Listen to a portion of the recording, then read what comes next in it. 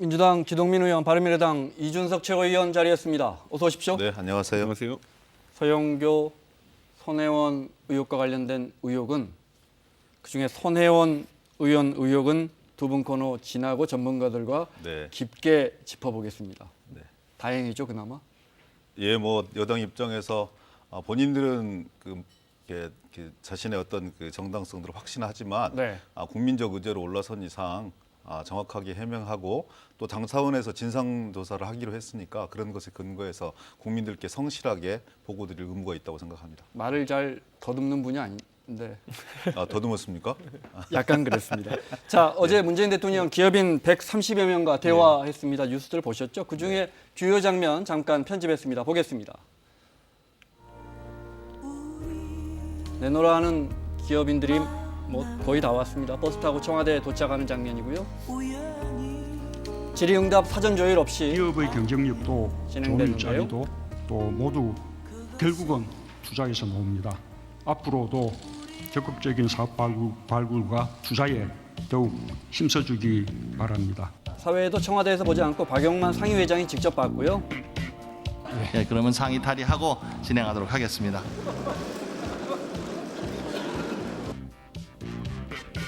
순식간에 하얘졌네요. 네. 자리 배치도 통상 뭐 나이순 또는 재계 1, 2위가 대통령 옆에 앉는데 네. 그렇게 하지 않아요. 저 뒷자리에 이재용 부회장이 보이네요. 네. 이렇게 손들어서 누구나 자유롭게 이야기할 수 있는 자리로 만들었습니다. 2년 전에 와서도 한번 말씀을 드린 적이 있습니다. 근데 그동안까지 진행이 좀 잘 안 되고 사회적 기업에 관련된 관련법들이 좀 진행이 안 되고 있습니다. 어떻게 하실 건지 혹시 구상이나 얘기가 어떻게 있으시면은 저희가 알고 갔으면 상당히 도움이 되겠습니다. 인사가 끝난 뒤에는 영빈관에서 녹지원까지 네. 이재용 부회장 네. 뒤에서 신임 비서실장도 보이고요. LG그룹 구강모 회장, 최태원 회장 다 같이 커피 이렇게 텀블러에 넣고 편하게 서로 건의하는 시간을 가졌는데요. 한정훈 회장 보이네요. 주 52시간 근무하라고 해도 우리나라 연구원들은 집에 싸들고 가면서 저렇게 마지막에 누구였죠? 셀트리온 서 회장이 이렇게 대통령한테 정책 부작용도 이야기하고요. 네, 모습 좋습니다. 바른미래당이 재벌 군기 잡기가 아닌 현장의 목소리를 경청하는 자리이길 믿는다 했는데 어떻습니까? 군기 잡는 자리 같습니까? 아니면 뭐 저 계급장 떼고 좀 편하게 이야기하는 자리 같습니까? 저희는 우선 야당으로서의 우려는 그렇게 전달했지만은 대통령께서 친기업 행보하신다는데 마다할 이유가 없습니다. 네. 이제 경제 활성화를 위해서 물론 정부 출범 초기에는 친기업 행보 말고 다른 방법도 있는 것처럼 이제 이야기했어요. 그게 뭐냐면 이제 소득주도 성장이라든지 좀 지금까지 주류 경제학에서 다루지 않던 부분들을 도입하려고 했었는데 결국 안 좋으니까 이제 우회전하겠다는데 저만 해도 보수 성향인데 왜 말리겠습니까? 근데 이제 약간 우려되는 건 뭐냐면은 대통령께서 연두에 이제 그 기자회견 할 때 그때 말씀하신 내용을 보면은 수출 증가가 고용 증가로 이어지지 않은 지 오래다. 그리고 이미 오래전에 기업의 낙수 효과는 끝났다 이렇게 단정지어서 말씀을 하셨어요. 그 네. 모두 발언에서. 근데 이 발언은 뭐냐면은 대기업 중심의 기업 경제가 이제 더 이상 일자리 만들 수 없다고 선언하신 거거든요.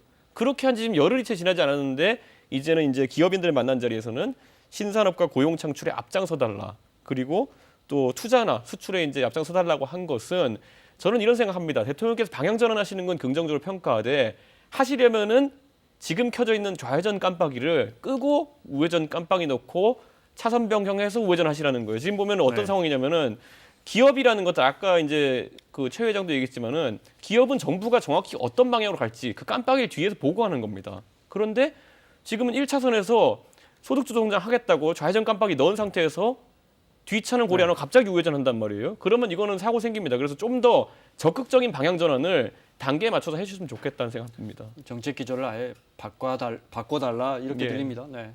네, 바른미래당 입장을 좀 통일했으면 좋겠어요. 그저께 다른 의원님하고 이 문제와 관련해 토론했는데 소득주도 성장 이 부분에 대해서 전적으로 동의하시고 오히려 공정경제 여기에 더 강화시켜야 되는 거 아니냐 이런 말씀을 주셨다는 말씀을 상기를 드리고요. 낙수효과 문제는 대통령만 언급한 게 아닙니다. 이미 세계은행도 2015년도에 낙수효과를 부정했습니다. 공식 문서를 통해서. IMF 역시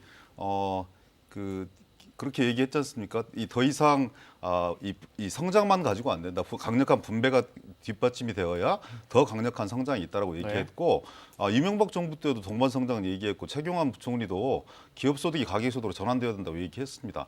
좌회전 깜빡이를 놓고 우회전 하는 것이 아니라 여러 가지 다층적인 접근법들을 서로 함께 하고 있는 것이죠. 그 움직임이 드러나는 게 벌써 경제 행보를 한 4번 내지 5번 정도 이렇게 하고 있는 거 아니겠습니까?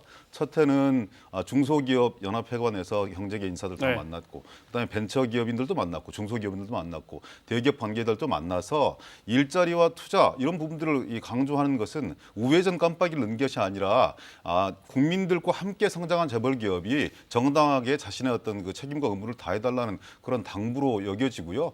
저는 지금 시기에서 경제를 활력을 돋구고 민생 경제를 활성화시키기 위해서라면 대통령이 만나지 못할 사람이 네. 어디 있겠습니까? 알겠습니다. 누구든지 만나서 저는 투자 활성화를 얘기할 수 있고 일자리 창출을 부탁할 수 있다고 보여집니다. 운전이라는 게 좌회전도 했다가 우회전도 했다 하는 거 아닙니까? 어떻게 대신- 한 방향으로 계속 갑니까? 대신 차선이 여러 개면요. 지정 네. 차선이 있어요. 차선 바꿔가지고 그때 해야 되는 것인데 지금 보시면 열흘 정도 사이를 두고 대기업의 역할에 대한 지금 입장이 그렇게 바뀌는 거거든요. 제가 봤을 때는. 그렇기 때문에 저는 물론 대통령께서는 중소기업부터 대기업까지 전부 다 상대하셔야 되기 때문에 네. 발언이 뭐 다소 이제 좀 스펙트럼 넓어질 수는 있겠습니다만은 우선 정부의 기조라는 게 변화가 느껴지려면은 기존의 그런 어떤 아까 차선 변경을 표현했던 네. 독트린이라고 하죠. 아예 사상적 전환을 먼저 천명하시는 게 맞다. 지금 이렇게 가는 데마다 다른 말이 나오게 되면요. 아까 최태원 회장 말한 것처럼 기업은 대통령 의지에 따라 가지고 투자를 결정할지도 모르는데 계속 말이 바뀌면 곤란하다 이겁니다. 그러면. 말을 간단하게 바꾸는 것이 아니라요. 네.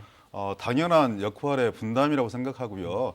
저는 대기업과 수출 중심의 어떤 그 경제 시스템, 체질 이런 부분을 변화시켜야 된다고 생각하지만 그렇다고 해서 기존의 대기업에 가졌던 긍정적인 역할까지 부정할 이유는 전혀 없는 것이거든요.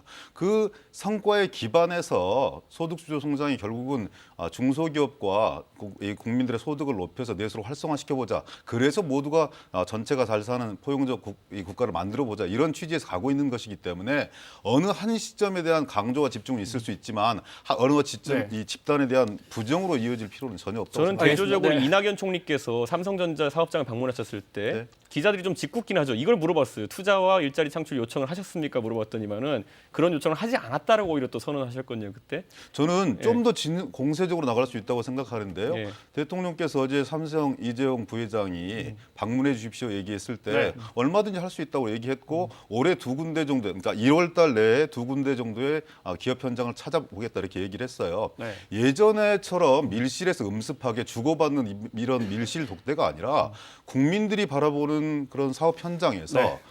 일자리 창출을 위해서 민생 경제 활성화를 위해서 얼마든지 저는 대통령이 당당하게 주문하고 요구하고 기업의 애로를 청취해서 함께 잘 살아 나가를 만들어 나가는데 공개적으로 공세적으로 할 필요가 있다. 저는 이렇게 생각합니다. 어제 산책하면서 문재인 대통령이 반도체 경기 이렇게 꺾이는 거 글로벌 시장에서 그 우려를 표명했더니 이재용 부회장이 앞으로 진짜 실력을 보여주겠다 네. 이런 말했다는 후문도 있더군요. 하지만 일각에서 지금 벌써 문재인 대통령이 이재용 부회장 4번이나 만났는데 이게 지금 재판을 앞두고 있는 대법 판결을 앞두고 있는 이재용 부회장 만나는 게 맞느냐라는 지적도 있습니다. 들어보겠습니다. 대통령이라면 누구든 만날 수 있지만 시점과 형식에서 오해의 소지가 큰 만남입니다. 특히 총수갑질 논란을 일으킨 한진과 대림, 총수가 횡령과 배임으로 기소된 부영 등은 빠져 있으면서 정작 국정농단 핵심 피의자인 이재용 삼성 부회장은 초대되었습니다.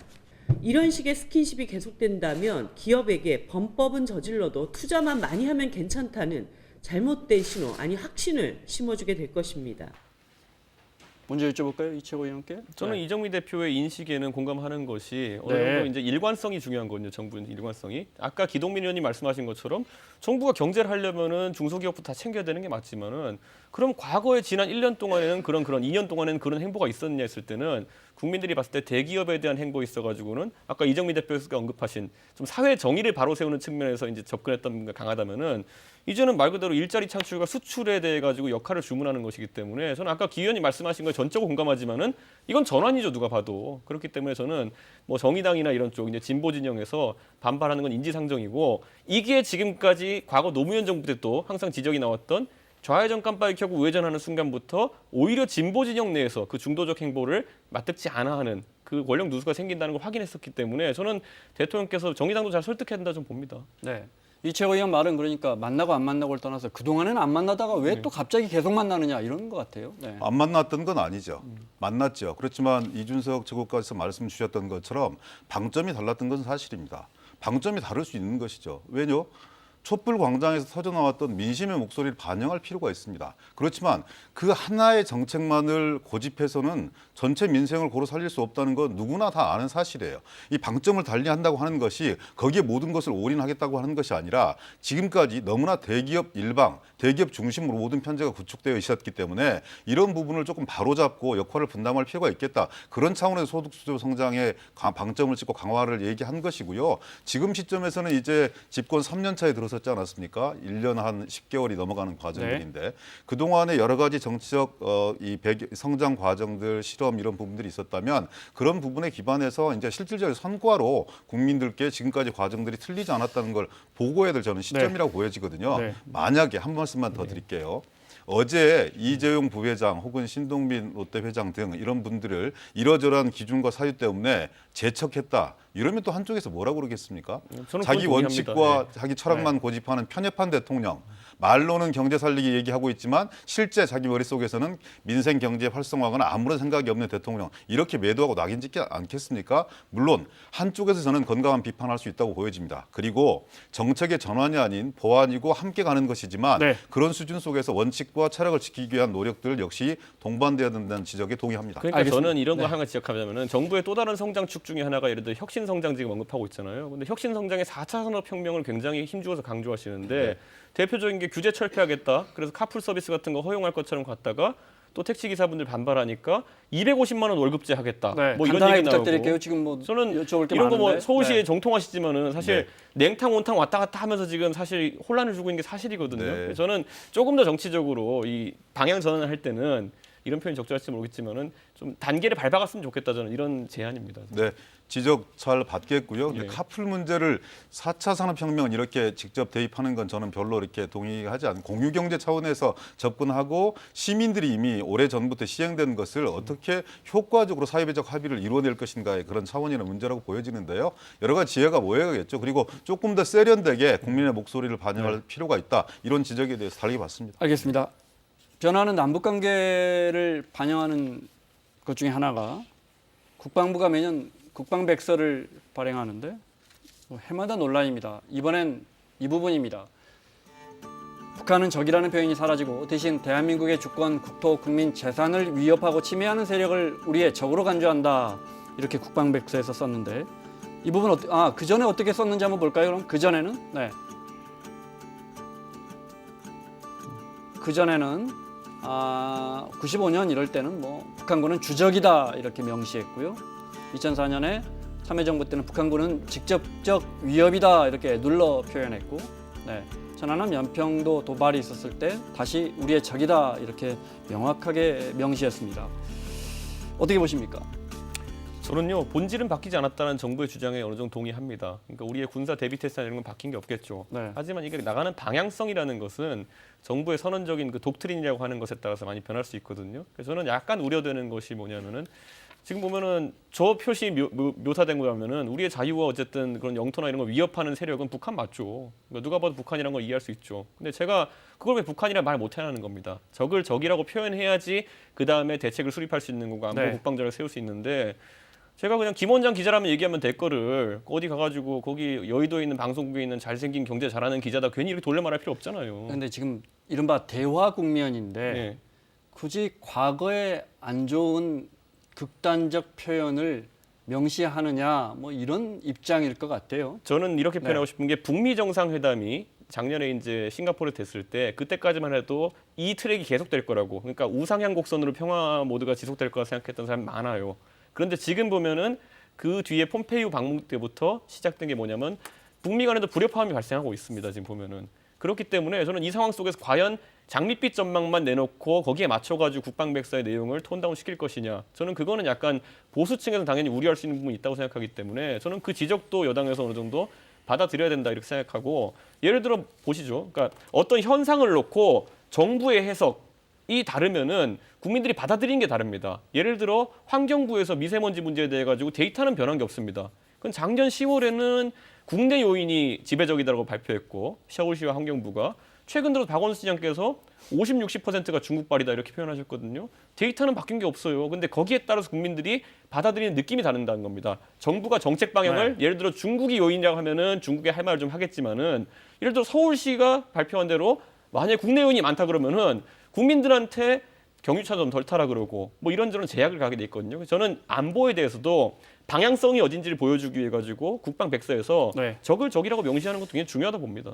그러니까 일부 국민들은 일부 뭐 다수라고 표현할 수도 있겠지만 그러니까 다른 건 몰라도 아무리 평화 시대로 가더라도 국방부는 좀 세게 나가야 되는 거 아니냐, 네. 분명하게 나가야 되는 거 아니냐라고 지적하세요. 가장 분명하게 나가고 있죠.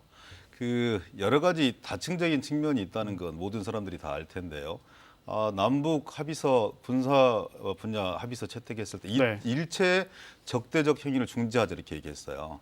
근데 우리 국방 중기 계획 발표했지 않습니까? 2019년부터 2023년까지 국방비로 270조 7천억을 쓰기로 했어요. 그래서 매년 국방비 예산이 7.5%씩 증가가 네. 됩니다.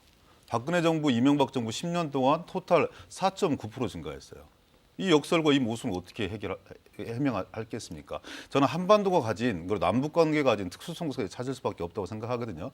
주적이라는 개념이 처음 등장한 것도 67년 국방백서가 발간된 이래 23번 국방백서를 발간을 했는데요. 그때 94년도 북한 남한 불바다 발언 나왔을 때 그때 이제 95년도에 처음 등장한 개념이 주적이라는 개념이라고요. 그러면 박정희, 전두환 정부도 안보에 좀 취약하거나 무심한 집단이니까 그렇지 않은 거죠. 시대 변화에 따라서 얼마든지 적으로서 포괄적으로 규정할 수도 있고 좀 더 명징하게 규정할 수도 있습니다. 지금도 왜 국방비를 그렇게 늘리냐면은 사실상 북한의 비핵화가 이행되지 않았고 북한의 대량 살상 무기에 대한 한반도의 어떤 그 평화 위협 요소가 남아있기 때문에 국방비를 증액하는 것이거든요. 이런 부분들을 패키지로 보면서 종합적으로 판단을 해야지 한 부분만 뽑아서 자극적으로 말씀 주시는 건 저는 옳지 않다고 생각합니다. 알겠습니다. 오늘 두 분 말씀이 너무 길어서 지금 시간을 저희 거의 다 써가고 있습니다. 네. 국방비라는 것은 금액을 많이 지출하느냐 마느냐에 따라 가지고 국방 전략이 잘 수립됐다를 표현하는 건 아니고요. 예를 들어 유럽 국가들 같은 경우에는 다자간 안보 체계를 위해 가지고 필수 전력이 아닌 것들은 제외하면서 국방비를 줄이지만은 반대로 영내 안보 역량 자체는 강화되고 있는 것이 현실이거든요. 네네. 지금 민주당 정권 집권했을 때 매번 국방비를 많이 올리게 되는 상황 자체는 왜냐하면 다자간 안보 체제의 틀에서 특히 우리 같은 경우에는 한미 연합군의 역할을 굉장히 중요하는 방어 체제에서 이제 자력갱생이라는 그런 어떤 개념을 도입하다 보니까 어쩔 수 없이 정보 자산도 많이 취득해야 되는 것이고 대포병 전력도 많이 들여와야 되는 것이고 그 와중에 이제 되는 것이거든요. 그러니까 저는 그 다자간 안보 체계의 틀을 오히려 무너뜨리는 것, 예를 들어 한미 연합군의 고리가 느슨해지는 것 이런 것들이 오히려 저는 안보에 대해서 불안 요소를 작용할 수 있다고 봅니다. 알겠습니다. 황교안 전 총리 이야기 좀 여쭤보겠습니다. 어제 한국당에 입당했는데 각 당의 논평 먼저 들어보겠습니다. 결국 도로 친박당인 셈입니다.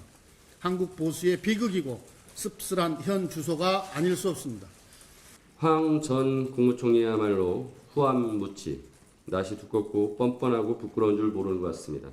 대한민국과 국민만 생각해야 한다고 판단했고 국민들의 삶을 나아지게 하며 제가 가진 모든 것을 바치겠다라고 했습니다.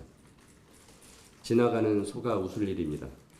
자유당에 쓸만한 재원이 없어 정치인 아나바다 운동을 하는 것은 이해는 가지만 재활용도 한계가 있는 것입니다. 폐기물관리법에 따르면 적어도 사람의 건강이나 환경에 유해하지 아니하고 안전하며 유용할 때 재활용하는 것입니다. 각 당이 이렇게 날선 논평을 하는 거 보면 또 어떻게 보면 황교안 전 총리의 존재감이 그렇게 크다 이렇게 볼 수도 있는 것 같고 오늘 관련해서 여론조사가 하나 나왔는데 맞아 볼까요? 네. 정계준철 지지 여부에 대한 여론조사를 했더니 리얼미터 건데요. 네. 반대가 한 50%, 지지는 한 37.7% 정도 나왔습니다. 어떻게 보십니까? 정치적 선택은 자유인 거죠. 네. 근데 이제 저는 저런 상황들을 쭉 보면서 느끼는 감정이 예전에 이 전직 고위 관료 출신들이 정치권에 입문했을 때 단계를 밟지 않고 서울시장이라든지 아니면 대선 후보로 다이렉트로 직행했을 때 네. 가져왔던 후과라든지 그분들의 어떤 이 정치적 최후 이런 부분들이 너무나 반복되는 것 같아서 그런 부분들이 1차적으로 좀 아쉽고요. 왜냐하면 경우에 따라서는 상당히 이 국가적인 이 인재로 후박들에게 상당한 정치적 영향력을 미칠 수 있는 이런 이 역할들을 할 수도 있는데 물론 저분 같은 경우는 논외라고 또 여러 가지 논쟁이 있을 수 있다고 생각되지만은요. 좀 이렇게 얼마만큼 보수를 혁신하고 대한민국 정치를 혁신하는데 저분이 올바른 쓰임새로 자리매김할 수 있을까 이런 부분들에 대해서 지극히 좀 부정적인 생각이 많습니다. 저는 이제 최석 대변인이 아까 얘기했던 뭐 아나바다 운동, 재활용 이런 표현에 대해 가지고는 저는 뭐 저런 공격한다 해도 대한민국 국민들은 만약에 새로 내세우는 비전이 맞다고 하면은 재활용도 합니다. 예를 들어 친노 같은 경우 재활용해서 친문으로 잘 바꿨잖아요 보면은. 그렇기 때문에 저는 그 재활용이라는 개념 자체는 뭐 공격의 대상이 안 되는 것 같고 다만 이제 기동민 의원 말씀하신 것처럼 정치적 행보를 할 때 제시하는 비전이 있어야 되는데 지금 황교안 총리 같은 경우에는 본인이 전당대회에 출마하는 정도의 정치 행보로는 그게 필요 없다고 생각하는지 저분이 관료로서 뭐 이제 여러 중책을 역임하신 건 알겠지만은 과연 저분의 경제적 비전이 뭔지 황교안의 경제관과 안보관과 교육관과 이런 것은 뭔지에 대해 가지고 아직 검증이 안 됐거든요. 그러니까 그것이 앞으로 이제 다가올 검증이고 그것이 아까 이제 의원님께서 언급하신 관료 출신의 고위직으로 이제 정치에 입문하신 분들이 어쩌면 또 넘지 못했던 벽이기도 하거든요. 가깝게는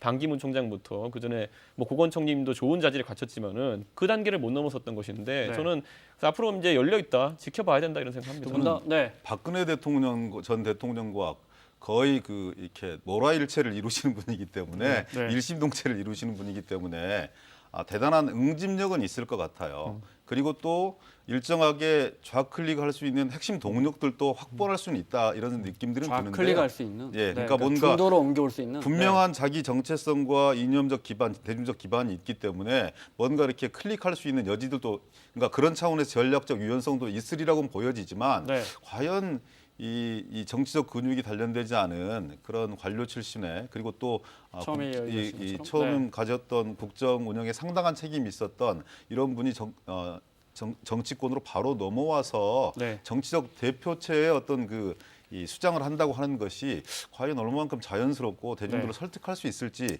이런 부분에 대해서는 좀 퀘스천입니다. 간단하게 저 바른미래당에서 자유한국당 넘어가려고 하시던 의원분들 입장에서는 이렇게 안 가시겠네요. 바른미래당 입장에서는 오히려 중도 영토를 더 확장할 수 있는 기회가 되는 겁니까? 그러니까 이제 바른미래당에서도 과거 이학재 의원 탈당할 때 많은 분들이 흔들리지 않겠냐 했었는데 실제 결과적으로는 그렇지 않았거든요. 그러니까 결국에는 자유한국당이 보여주는 쇄신의 의지에 따라 가지고 바뀌는 것이고 저는 기동림 의원님 말씀하신 것처럼 저분은 오른쪽에서는 의심받을 일이 없는 분이에요. 뭘 해도. 그러니까 예전에 박근혜 대통령이 중도적 좌클릭 행보를 할 수 있었던 거는 오른쪽에서 누가 박근혜 대통령 욕합니까? 그 자신감이 있어야 왼쪽을 할 수 있는 것인데 저는 그 측면에서는 황 총리가 지금 대중적 예상과는 약간 다른 관점들을 갖고 나올 수 있다. 이 정도 가능성은 저도 의원님 생각에 동의합니다.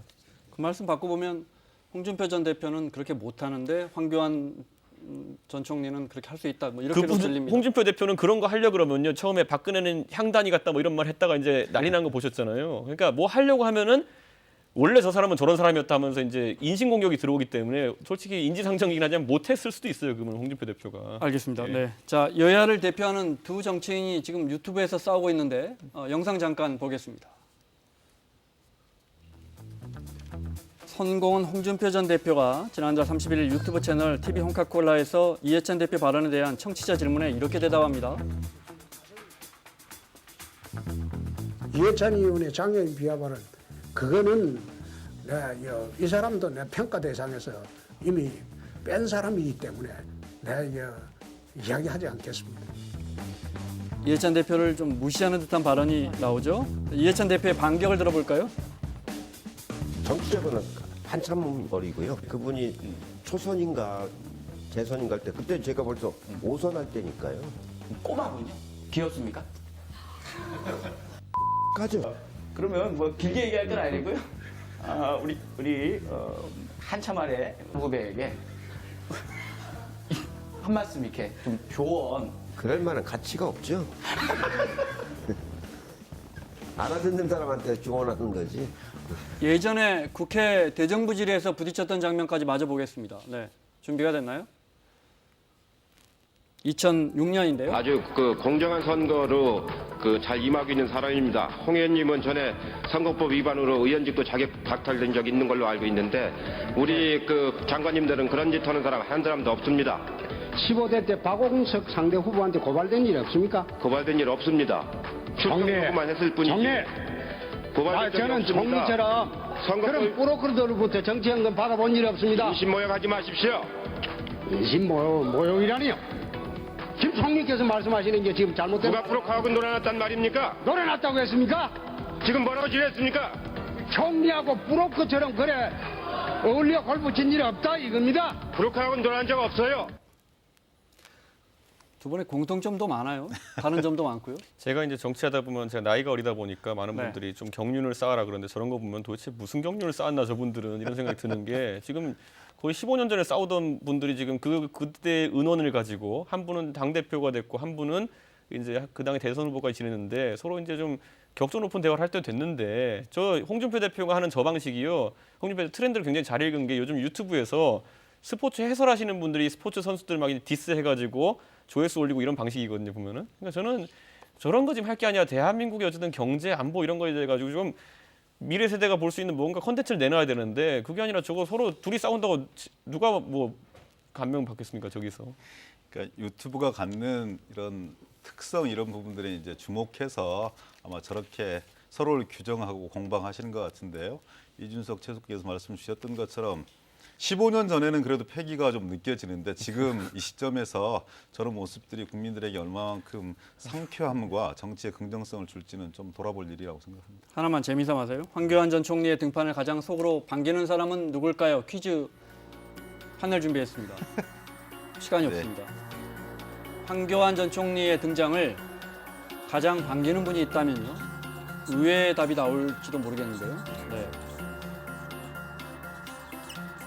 진짜 의외의 답을 아니 뭐 박근혜 전 대통령이라든지 박근혜 전 대통령 또는 뭐 예를 들어 이낙연 총리 같은 분도 많이 언급이 되던데 왜냐하면 1대1 구도가 되니까 박 전 대통령 너무 당연한 대답을 당연한데요. 네. 저는 박근혜 대통령 입장에서는 지금까지 가장 불편했을 지점이 뭐냐면요. 네. 본인이 별로 이게 뭐 이렇게 힘을 실어주지 않은 사람들이 친박이라고 하면서 이제 그 여우들이 으스대는 상황 자체를 굉장히 불쾌하게 생각할 수 있어요. 네. 왜냐하면 그분들은 아무리 그러고 다녀도 박근혜 대통령의 명예를 회복시킬 수단이 없어요. 예를 들어 지금 뭐 애국당 하는 분들이란 이런 네. 분들 중에서 솔직히 말하면 팬클럽과 그리고 박근혜 대통령의 진짜 동지는 다른 거거든요. 근데 팬클럽에 해당하는 분들이 굉장히 지금 열성적으로 네. 해가지고 오히려 본인의 입지에 약화됐는데 황교안 총리는 제가 말씀드리지만은 친박계가 아닙니다.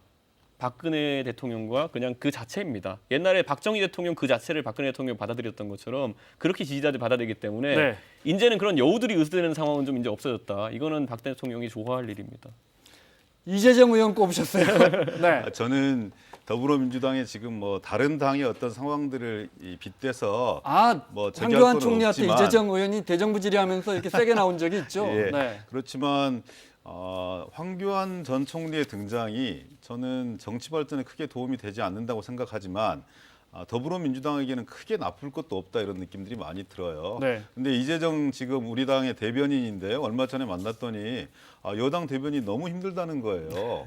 방송 출연해서도 참 마땅하게 할 얘기가 없고. 근데 황교안 전 총리가 등판을 앞두고 있어서 그때 되면 나의 진가가 드러나지 않겠느냐 이런 얘기를 하더라고요. 네. 가장 속으로 즐거워할 사람이 이재정 대변인 같습니다. 알겠습니다. 하나만 더 여쭤보고 마무리하겠습니다. 네. 임종원 전 법원행정처 차장이죠. 네, 네. 지금 법원장급에서는 국정농단 사건으로 유일하게 구속돼 있는 사람입니다. 이 사람 검찰이 수사하다가 보니까 민주당의 서영교 의원이 나왔습니다. 네, 자기 아는 사람, 지인 아들이 강제추행 미수 혐의로 재판받고 있는데 형량을 선처해달라고 했다는 겁니다. 네, 물론 서영교 의원은 물론 다른 의원들 혐의도 있지만 서영교 의원만 여쭤보겠습니다. 여당 의원이니까요. 서영교 의원은 부인하고 있습니다. 어떻게 보십니까? 당은 어려움도 같이 하는 사람들이라고 생각합니다. 진술이 엇갈리고 있어요. 네. 검찰의 발표가 났고 본인은 무고함을 주장을 하고 있기 때문에 네. 저는 당으로서 엄정하게 진상조사해야 된다고 얘기했기 때문에 본인이 성실하게 그 조사에 응해서 국민들에게 성실하게 소명해야 될 의무가 있다고 생각하고요. 네. 이런 국면에서 여당 의원의 이름이 나왔다는 그 자체만으로도 국민 여러분께는 대단히 송구스러운 일이라고 생각합니다. 네. 재판에 개입한 게 국정농단의 핵심인데 여당 의원의 단순한 의혹이 아니고 검찰 조사 결과 그렇게 나와버렸거든요. 본인은 이 부인하고 결과에 있지만요. 대해서 부인하고 있습니다. 그래서 네. 조금 더 시간이 지나면 100일화에 다 드러날 거라고 생각하고요. 그런 네. 과정을 통해서 국민들께 성실하게 소명할 수 있다고 생각합니다. 저는 근데 아까 노철래 이군현 의원 이런 분들은 네. 본인의 정치자금법이나 뭐 선거법 사건에 대해서 하는 거니까 약간은 인지상정인데 앞에 서용기 의원이나 아니면 전병헌 수석 같은 경우에는 지인의 사건들, 특히 뭐 강제 추행 미수 이런 건 거의 자범이거든요, 제가 봤을 때는. 근데 이런 거를 뭐 편의를 봐주는데 만약에 국회의원의 권력이 사용됐다 그러면은 이거는 그냥 안타까운 일입니다. 국회의원이 네. 저런 국정을 하라고 했더니만은 강제 추행 미수 혐의 지금 빼주려고 지금 그렇게 하고 있었다면은 이건 민주당이 크게 제 생각에는 당내에서 우선 네. 단죄해야 될 일이라고 봅니다. 그 강제 추행 미수 그 사범은 또 재범입니다. 자, 여기까지 하겠습니다. 민주당 기동민 의원, 바른미래당 이준석 최고위원과 함께했습니다. 고맙습니다. 네, 좋은 오후 되십시오.